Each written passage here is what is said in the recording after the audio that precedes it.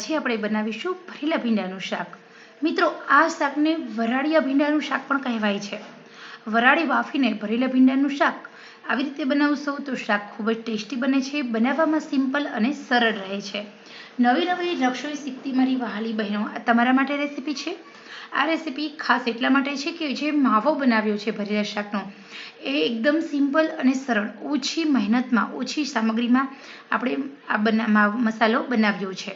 સૌથી પહેલાં 250 ગ્રામ ભીંડો લેવાનો છે। ભીંડાને ધોઈ, ભીંડાને સારી રીતે લૂછી, ભીંડાને આવી રીતે વચ્ચે કાપ કરીશું। તો આવી રીતે જો તમે કાપ કરશો તો જે ભીંડાની અંદર કદાચ કોઈ ઈયળ હોય કે ભીંડો ગંદો હોય તો ખ્યાલ પણ આવશે અને તમને મજા આવશે। તો સૌથી પહેલાં આપણે ભીંડાને આવી રીતે માર્કેટમાંથી લાવી, ધોઈ, લૂછી અને પછી જ આપણે ભીંડાનું શાક કરો। પેટ્રોક્સાઇડ નામનો કેમિકલ દવાનો છંટકાવ હોય છે અને સાથે ખુલ્લામાં હોય એટલે ધૂળ પણ હોય, તો 2 થી 3 વખત ધોઈ અને પછી લૂછી લેવાનો અને પછી થોડું એને સૂકવીને પછી કરશો તો ચીકાશ વગરનું ભીંડાનું શાક તમારું બનીને રેડી થઈ જાય છે। તો સૌથી પહેલાં હું ભીંડાને આવી રીતે વચ્ચેથી કાપ કરી લઉં છું। તો અહીંયા મારો ભીંડો એકદમ મસ્ત મજાનો રેડી છે। આ 250 ગ્રામ ભીંડો અહીંયા આપણે કાપ કરીને રેડી રાખી દીધો છે। હવે આપણે ફટાફટ એનો મસાલો બનાવીશું। તો મસાલો બનાવવા માટે મેં ઘરમાં રહેલી વસ્તુઓનો જ ઉપયોગ કર્યો છે અને સાથે વધારે ટેસ્ટી કેવી રીતે આ મસાલો બને છે એનો ઉપયોગ કર્યો છે। ખૂબ જ ઓછી સામગ્રીમાં અહીંયા જે ભરેલા શાકનો મસાલો કરીશ એ ખરેખર લાજવાબ છે। એકદમ મસ્ત મજેદાર ટેસ્ટી આપણો આ ભરેલું શાક હોટેલના શાકના ટેસ્ટની પણ સાઈડ પર રાખી દે એવો સરસ મજાનો આપણો આ ભરેલા ભીંડો બનીને રેડી થઈ જાય છે। તો અહીંયા તમારો ભીંડો આખો રહેશે। ભરેલો ભીંડો તમારે ભરવો પડશે, પરંતુ એનો મસાલો એટલો તમે ફટાફટ બનાવી શકો છો કે તમે કલ્પના પણ નથી કરી। તો સૌથી પહેલાં અહીંયા આપણે આજે ભરેલા શાકનો મસાલો બનાવવા માટે ઘણી બધી વસ્તુઓની જરૂર પડતી હોય છે। તો અહીંયા ડિફરન્ટ વસ્તુઓ નથી લેવા જવાની, માત્ર 2 ચમચી ચણાનો લોટ લેવાનો છે। ચણાનો લોટ આપણે કોઈ પણ લઈ શકો છો। અહીંયા મેં શેક્યો નથી, કાચો જ લીધો છે। શું કામ? તો કે ઓલરેડી આપણે વરાળે બાફવાનો છે, તો ચણાનો લોટ ઓલરેડી વરાળે બફાઈ જશે। હવે અહીંયા મેં 1 ચમચીથી થોડી અડધી ચમચી જેટલી હિંગ લીધી છે। ચણાના લોટ પછી આપણે હિંગ પછી નમક ટેસ્ટ અકોર્ડિંગ।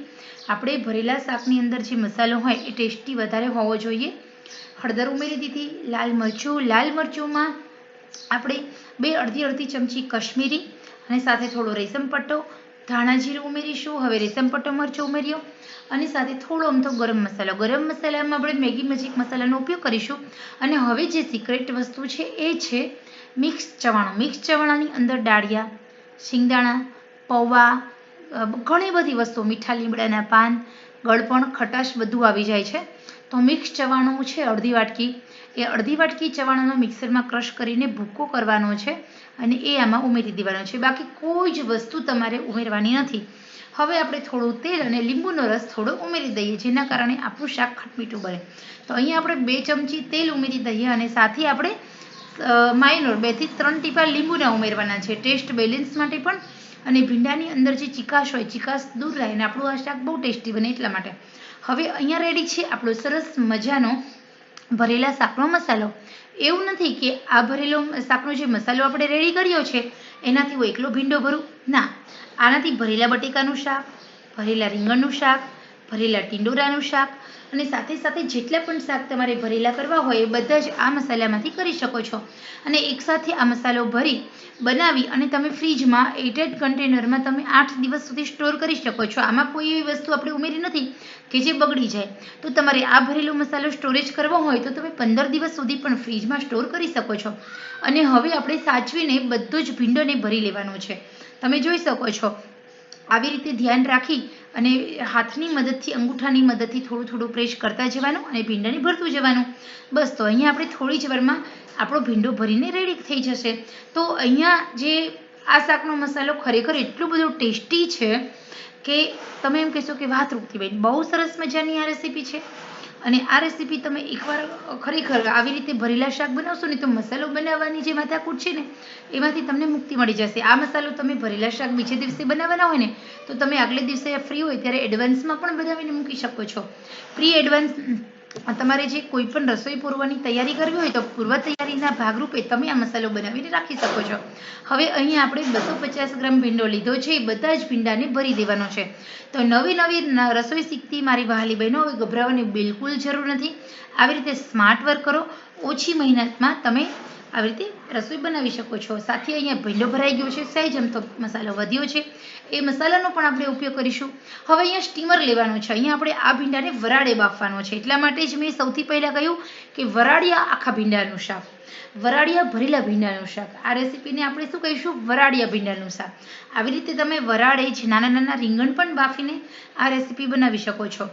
ટીંડોરા પણ તમે આવી જ રીતે ભરો નહીં, પરંતુ તમે ટીંડોરાની પણ આવી રીતે બનાવી શકો છો. તો અહીંયા આપણે સરસ મજાનું સ્ટીમરમાં બાફી લઈશું. 4 મિનિટનો ટાઈમ લાગશે. 4 મિનિટનો ભીંડો અને આપણે ચણાનો લોટનો જે મસાલો છે એ પણ એકદમ મસ્ત વચ્ચે ચડી જશે. અને આ શાક વધારે ટેસ્ટી એટલા માટે લાગે છે કારણ કે અહીંયા આપણે બધી જ વસ્તુને વરાળે બાફીએ છીએ. વરાળે બાફવાથી એનો ટેસ્ટ પણ જળવાઈ રહે છે અને એના પોષક તત્વો પણ. તો હવે અહીંયા ભીંડો છે એકદમ સરસ મજાનો ચડી ગયો છે, ભીંડાનો કલર બદલાઈ ગયો છે. 100% સુધી આપણે ભીંડાને ચડવા દેવાનો છે, એવું નહીં કે સહેજ અમથો અધકચરો રહે. ઓકે, તો હવે આપણે વઘાર કરીશું. વઘાર કરવા માટે 3 ચમચી તેલ મૂકવાનું છે. અને આ શાકની અંદર ભરેલા શાક હોય એમાં થોડું તેલ વધારે લેવાનું છે. 2 ચમચી આપણે ઓલરેડી પહેલાં મૂક્યું, 3 ચમચી નાની નાની, આખી આખી નહીં. તમારી પાસે જો ચમચાનું માપ હોય તો તમે 1.5 ચમચો તેલ લઈ શકો છો. હવે અહીંયા અમે 3 નાની નાની ચમચી તેલ મૂક્યું, એમાં રાઈ અને જીરાથી વઘાર કરીશ. મોટે ભાગે આ શાકની અંદર જીરું અને રાઈનો વઘાર બહુ સરસ લાગે છે. હા, આ શાકની અંદર હિંગનો વઘાર બહુ સરસ કરવાનો. આખી ભરેલા શાકની અંદર જ્યારે તમે હિંગનો વઘાર કરો ત્યારે બહુ ટેસ્ટી લાગે છે.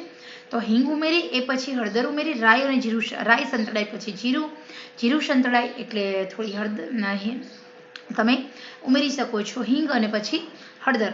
હવે આપણે અહીંયા થોડી વાર થાય એ પછી આપણે એમાં લસણ અને ટામેટાની અને મરચાંની એક સરસ મજાની પેસ્ટ, આપણે 2 ટામેટાં લેવાના, સહેજ અમથું 1 કળી લસણ અને 2 ઝીણા ઝીણા તીખા મરચાં લેવાના છે. એની આપણે સરસ મજાની એક જ ચમચો જેટલી પેસ્ટ આપણે રેડી કરવાની છે, ચોપરમાં ચોપ કરીને.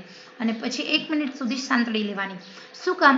તો જ્યારે પણ તમે બધા મસાલા કરો ને પછી તમે ભીંડો ઉમેરશો અને પછી હલાવશો તો તમારા ટેસ્ટ બેલેન્સ નહીં થાય. જો આવી રીતે ભીંડો ઉમેરી દેશો ને તો, પરંતુ તમે પહેલાં થોડો મસાલો કરો અને પછી તમે આ ગ્રેવી બનાવો એટલે હલાવવામાં મજા આવશે. તમારો ભીંડો પણ આખો રહેશે અને સરસ મજાનો મજેદાર ગ્રેવીદાર તમારો ભીંડો બનશે. હવે આપણે ગ્રેવી કરી છે ને આ શાક થોડું તીખું હોય તો વધારે સરસ લાગે છે. તો સહેજ અમથો ગરમ મસાલો, મીઠું અને લાલ મરચું ઉમેરી દીધું છે. અને તમે અહીંયા જોઈ શકો છો. પછી આપણે થોડો જે મસાલો આપણો રાખ્યો હતો એ ઉમેરી દઈએ. આપણે આ મસાલાના કારણે આપણું સબ્જી વધારે ટેસ્ટી બને છે. અહીંયા યાદ રાખવું, સબ્જી ખારી ન થાય એનું ખાસ ધ્યાન રાખવાનું. હવે અહીંયા જે આપણે ભીંડો અત્યારે બધો નથી ઉમેરવાનો, 4 થી 5 ભીંડા ઉમેરી દેવાના.